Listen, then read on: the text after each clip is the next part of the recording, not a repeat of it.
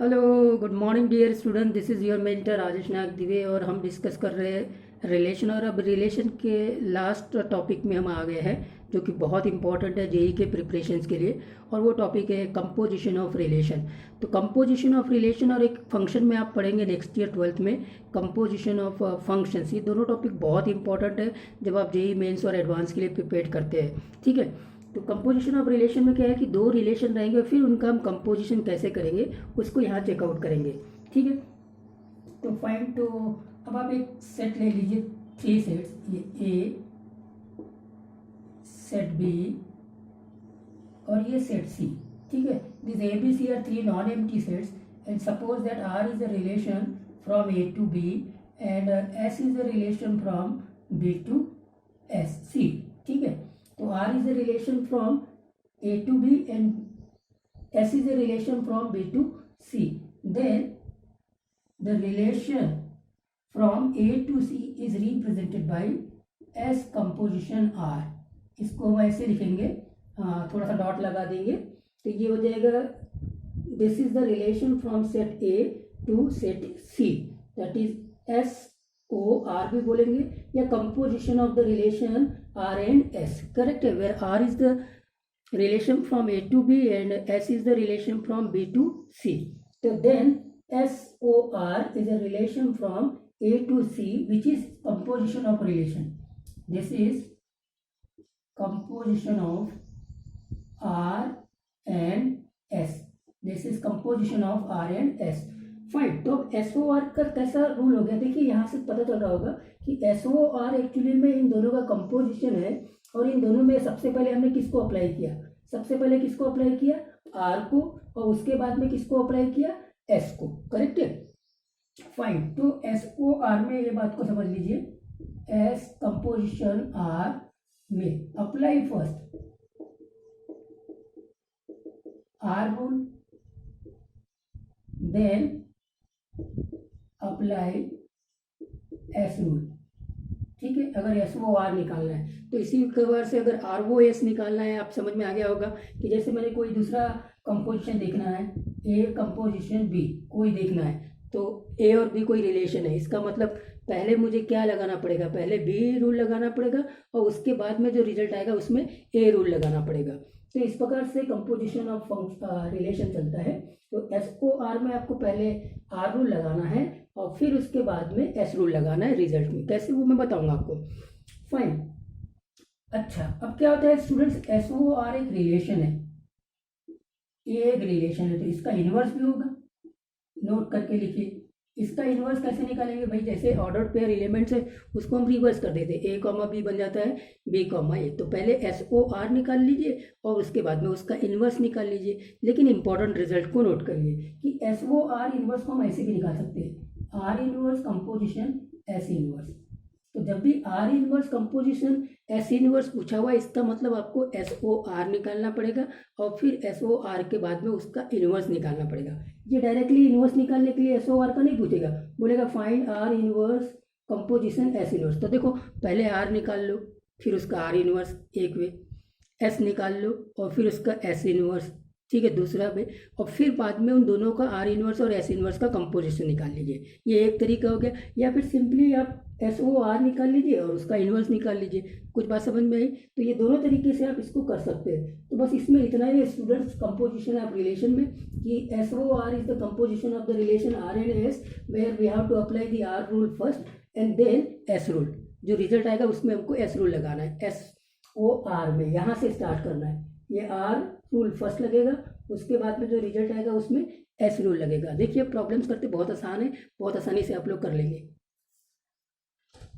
और ये first problem को देखिए, बहुत सिंपल प्रॉब्लम से मैं स्टार्ट कर रहा हूँ। इस प्रॉब्लम पे क्या बोला है कि relation R is given by this one, relation S is given by this set, R the two relation defined on the set A 1 2 and 3, then find R o S.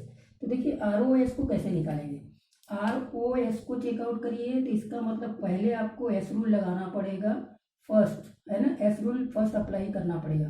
तो एस रूल कहाँ से कहाँ तक आता है, देखो S rule लगाने की, देखो 1 अपना 2 पे लग रहा है ना, हाँ 2 पे एस रूल लगा है, मतलब 2 से आप 1 में गए एस रूल से, इसको ऐसे लिखेंगे। फर्स्ट ऑर्डर पे ले लिया, 2 से आप 1 में गए, लेने का तरीका, लिखने का तरीका, 2 से आप 1 में गए, किस रूल से, एस रूल से, ठीक है। अब यहाँ पे 1 में आर रूल लगाइए, तो 1 में आर रूल कहाँ कहाँ जा रहा है, 1 आर रूल से 3 में जा रहा है, 1 is going to 3 by are rule, correct है। 2 is going to 1 by S rule, 1 is going to 3 by are rule. तो फिर इसका मतलब ये जो 2 और 3 है, इसका मतलब 2,3, that is 2 is going to 3, ठीक है। 2 is related with 3 with this ROS, ROS मतलब composition of R and S relation, correct है। तो स्टूडेंट्स अब आपको समझ में आया कि जिस प्रकार से 2 1 से रिलेटेड है बाय S रूल, 1 3 से रिलेटेड है बाय R रूल, तो 2 रिलेटेड होगा 3 से by this composition relation ROS, correct है, फाइन। तो ये एक हो गया। अब फिर से S रूल वाला देखिए, 3 is related with 2 by S rule. अब 2 किससे रिलेटेड है, बाई आर रूल से, तो 2 से रिलेटेड है, आर रूल से 2 रिलेटेड है, तो यहाँ से ये पता चलेगा कि 3,2 ये रिलेटेड होगा, 3 is related with 2, that is 3,2 belongs to this ROS। ROS से आप बात समझ में आ गई कि एस रूल पहले लग रहा है और बाद में आपका आर रूल लग रहा है, करेक्ट है ना, फाइन। तो ये इसमें होगा ROS में। अब फिर से एस रूल कहाँ लग रहा है, 2,3 में, मतलब 2 is going to 3 by s, that is 2 is related with 3 by S rule and 3 is related with 2 by are rule, तो that gives 2 is related with 2 by ROS rule, correct है कि नहीं, that is composition of R and S relation. तो बस हो गया, इतना ही हो गया, खत्म हो गई बात। सो देयरफॉर रिलेशन ROS, इसमें जो एलिमेंट आया है वो एलिमेंट आया है 2,2, ठीक है, 2,3 और 3,2, इतने 3,2, ठीक है, इतने एलिमेंट्स इस रिलेशन में आ गए। आई होप दैट आपको समझ में आ गया होगा कि कंपोजिशन ऑफ रिलेशन है क्या चीज, क्लियर है। अब मान लीजिए इसका इनवर्स निकालना है, यहाँ क्वेश्चन में पूछा रहता फाइंड इसका इनवर्स क्या आएगा बोलो, इनवर्स आ जाएगा 2,2, यहाँ तो 2,2 ही रहेगा, यहाँ 3,2 हो जाएगा और यहाँ 2,3 हो जाएगा, ये रिलेशन बना, करेक्ट है, फाइन। अगर आप इस रिलेशन की बात करेंगे ना, तो ये रिलेशन 2,2, 3,2 और 2,3 देखने से पता चलता है कि ये एक सिमेट्रिक रिलेशन है ना, वो एक अलग बात है। फिर रिलेशन को सिमेट्रिक, ट्रांजिटिव और रिफ्लेक्सिव बताना है तो ठीक है। तो ये देखिए 2,2 है, 3,2 है, 2,3 है, इसका मतलब ये ROS का जो इनवर्स हमने निकाला है वो एक्चुअली में आपके सिमेट्रिक रिलेशन है, फाइन। तो ये ROS निकल गया, फिर ये ROS का इनवर्स निकल गया, तो यही से ROS का इनवर्स क्या होता है बोलो, S इनवर्स, पहले लिखेंगे कंपोजिशन R इनवर्स, ये इक्वल हो गया 2,2, 3,2 या 2,3। अब आप क्वेश्चंस को देखिए, आपको ये क्वेश्चन शुरू में जब मैंने लिखा ROS तो बहुत आसान लिखा होगा। अब क्वेश्चन को लिख देते, फाइंड, ये ROS को हटा दिया, find S inverse composition R inverse. तो S inverse composition R inverse निकालना है, ये निकाल चुके हैं हम लोग, S inverse composition R inverse. तो एक्चुअली में S inverse composition R inverse ये एक्चुअली में ROS का इनवर्स है, ROS का इनवर्स है, करेक्ट है कि नहीं। इसका मतलब हमको पहले ROS निकालना है। जब आप S inverse composition R inverse को निकालते हैं तो पहले आपको ROS निकालना है, ठीक है। अब समझ में आ गया होगा कि अगर इनवर्स वाले भी रिलेशन यहाँ फाइंड आउट करना है कंपोजिशन रिलेशन में तो उसको कैसे करना है, ठीक है। नेक्स्ट एग्जाम्पल, अब इस क्वेश्चन को देखिए स्टूडेंट्स, यहाँ पे भी बहुत इंटरेस्टिंग बात है। If the relation R is defined from the set A and B, A set 1 2 3 4 है, B 1 3 5 है, डिफाइंड बाय R को आपने डिफाइन किया है कि ये ऑर्डर पेयर x, y होंगे जो इस रूल को फॉलो करते हैं कि x is less than y। First element small होना चाहिए सेकंड एलिमेंट से, तब वो ऑर्डर पेयर इस रिलेशन में आएगा। Find R composition R inverse, R inverse. देखिए दोनों तरफ इनवर्स नहीं है, मतलब आपको इस प्रकार से S inverse composition R inverse ऐसा नहीं है। तो इसका मतलब यहाँ पे दो रिलेशंस है, एक R इनवर्स रिलेशन है और एक R है, और फिर इन दोनों का कंपोजिशन लेना है। बात समझ में आ गई। तो R तो ऑलरेडी आपके पास में दिया हुआ है, R को निकाल लेते। तो सोल्यूशन R आप निकाल लेंगे ऑर्डर पेयर एलिमेंट इस प्रकार से, तो फर्स्ट एलिमेंट सेकेंड एलिमेंट से स्मॉल होना चाहिए और रिलेशन यहाँ से यहाँ तक है, तो ये 1,3 इसके अंदर आ जाएगा और 1,5 आ जाएगा। ठीक है, फिर 2,3 आ जाएगा और 2,5 आ जाएगा, फिर 3,5 आएगा, 3 तो नहीं आएगा, 3,5 आ जाएगा और 4,5 आ जाएगा। तो इतने ऑर्डर पेयर एलिमेंट्स इस आर में आ गए। ठीक है सब, अब आर मिल गया, आपने ये रूल को अप्लाई किया, ठीक है कोई इशू नहीं है। तो हमको तो कंपोजिशन आर और आर इनवर्स का निकालना है, तो आर इनवर्स अब यहाँ से निकल जाएगा, ये 3,1 हो जाएगा, 5,1 हो जाएगा, 3,2 हो जाएगा। जैसे इसको आपने ए को बी बना देना है, बी को ए बना देना है, 5,2 हो जाएगा, 5,3 हो जाएगा, 5,4 हो जाएगा। क्लियर हो गया। अब ये दो रिलेशन आपके पास में आ गए और अब कंपोजिशन का रूल लगा देना है। ठीक है, तो रिलेशंस को कैसे रोस्टर फॉर्म में लाना है ये आप बिगिनिंग में देख चुके, उस कॉन्सेप्ट को अप्लाई करना है।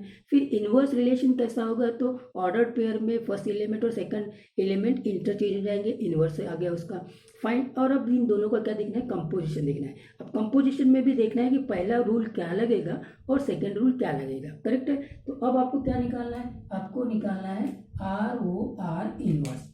आर ओ आर इनवर्स का क्या मतलब है, आर कंपोजिशन आर इनवर्स का मतलब आर इनवर्स फर्स्ट रूल होगा, है ना। फर्स्ट हमको कौन सा रूल लगाना है, आर इनवर्स। तो आर इनवर्स से कौन सा एलिमेंट किस में जा रहा है उसको देखना है और फिर वो एलिमेंट को हमको आर से किस में जा रहा है वो चेकआउट करेंगे। तो साहब आर इनवर्स में देखते हैं, आर इनवर्स में 3 1 में जा रहा है।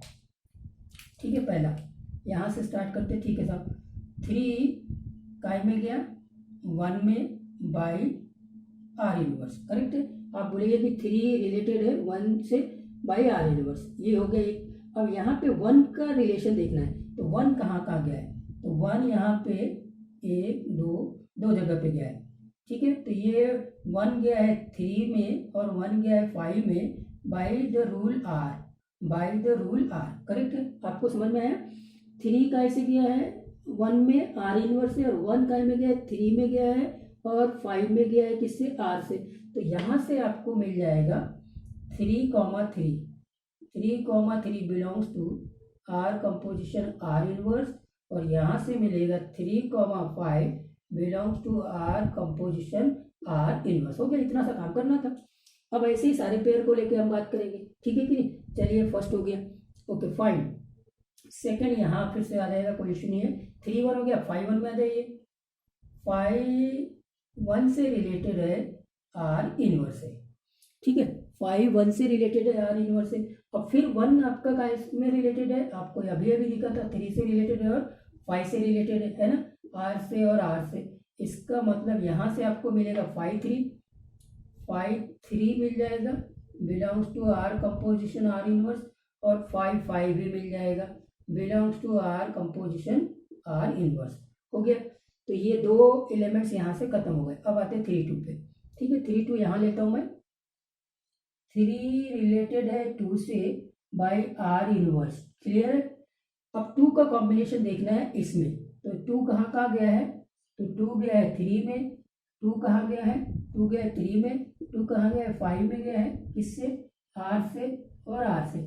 इसका मतलब 3,3 देगा, 3,3 और ये 3,5, 3,3 भी ऑलरेडी आ चुका है, 3,5 ऑलरेडी आ चुका है, करेक्ट है कि नहीं। ठीक है साहब, belongs to R composition R inverse, belongs to R composition R inverse. तो ये तो ऑलरेडी इधर भी कवर हो चुके हैं, बात एक ही है।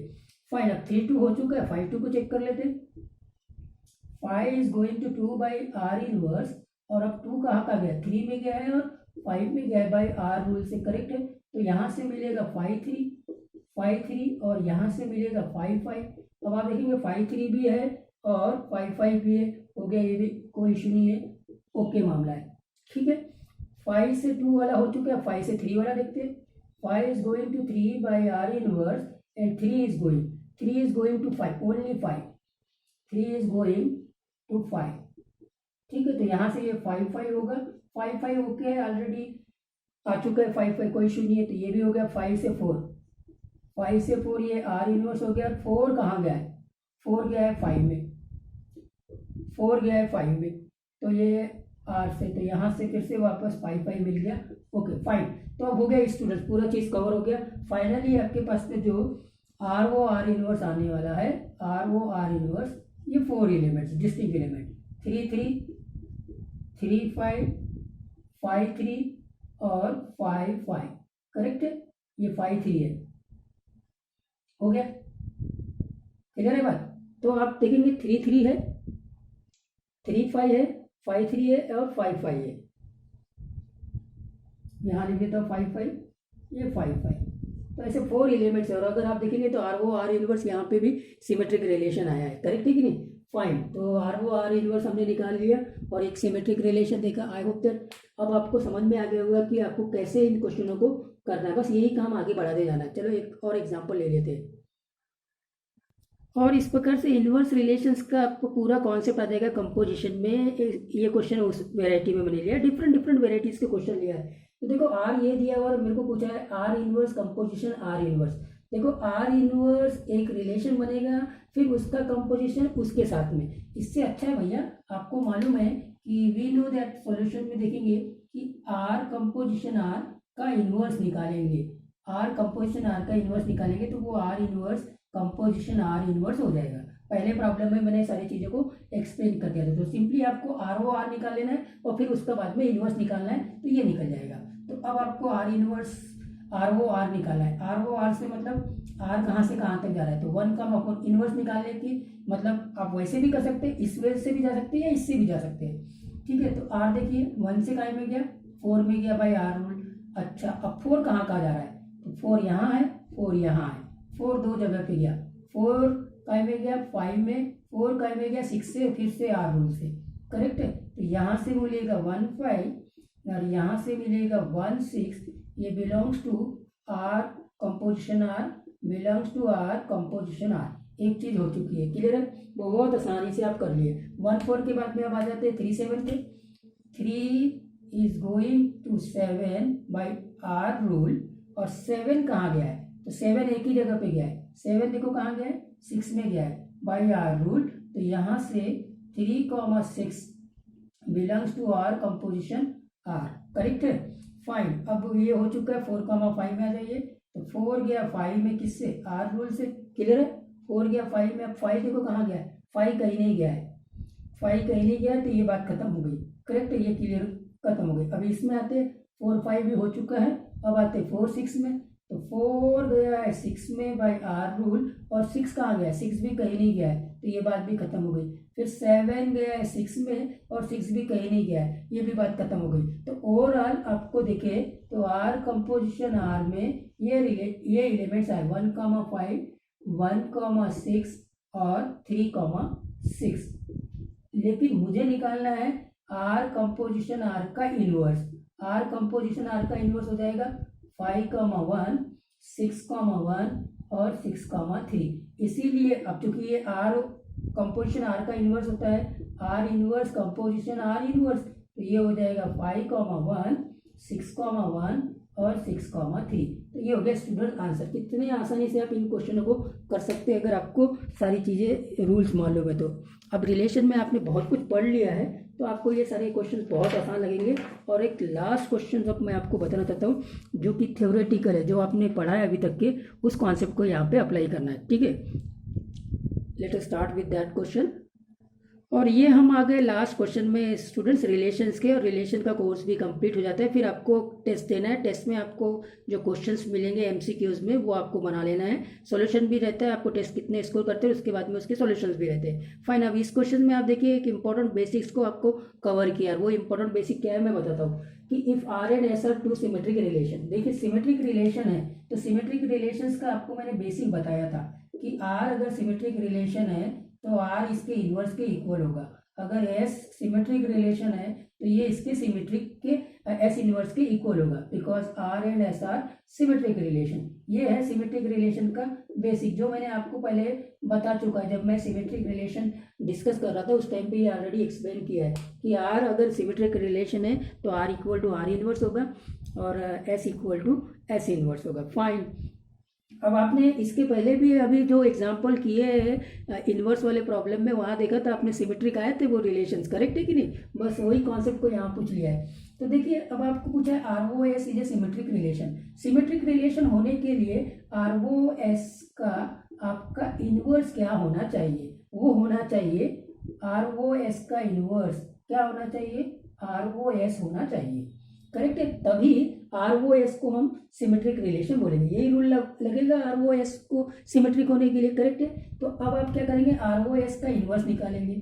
आर ओ एस का इन्वर्स निकालेंगे तो आपको इसका रूल मालूम है, ये बन जाता है एस इन्वर्स, पहले S inverse composition R inverse, correct है कि नहीं? करेक्ट। अब एस इन्वर्स एक्चुअली में एस के इक्वल है, कंपोजिशन आर इन्वर्स एक्चुअली में आर के इक्वल है, तो ये एस कंपोजिशन आर आ गया।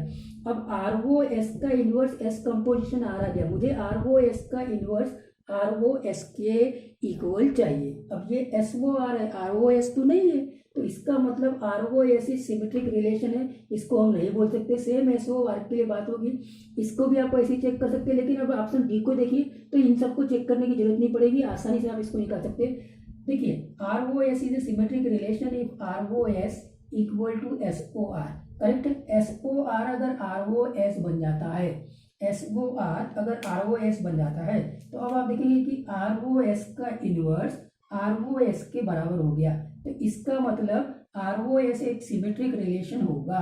तो R o S symmetric relation कब होगा? जब R o S equal to S o R होगा, मतलब ऑप्शन डी करेक्ट है, करेक्ट है? तो कितना इंटरेस्टिंग क्वेश्चन है। आप देखिए कि यहाँ पे हमने ये कॉन्सेप्ट को यूज किया है कि कोई रिलेशन सिमेट्रिक होता है मतलब वो उसके इन्वर्स के इक्वल होता है, R equal to R inverse, important point. या एस सिमेट्रिक रिलेशन तो S equal to S inverse. R o S को अगर सिमेट्रिक होना है तो आर ओ एस का इन्वर्स जो होना चाहिए वो आर ओ एस के इक्वल होगा, लेकिन आर ओ एस का इन्वर्स होता है इस पर्टिकुलर क्वेश्चन में एस ओ आर के। तो एस ओ आर अगर आर ओ एस हो जाएगा तो ये सिमेट्रिक रिलेशन हो जाएगा, ऑप्शन नंबर डी, करेक्ट है? तो यहाँ पे हमारा रिलेशन खत्म होता है डियर स्टूडेंट्स। नेक्स्ट लेक्चर से हम स्टार्ट करेंगे फंक्शन 11th क्लास का, ठीक है?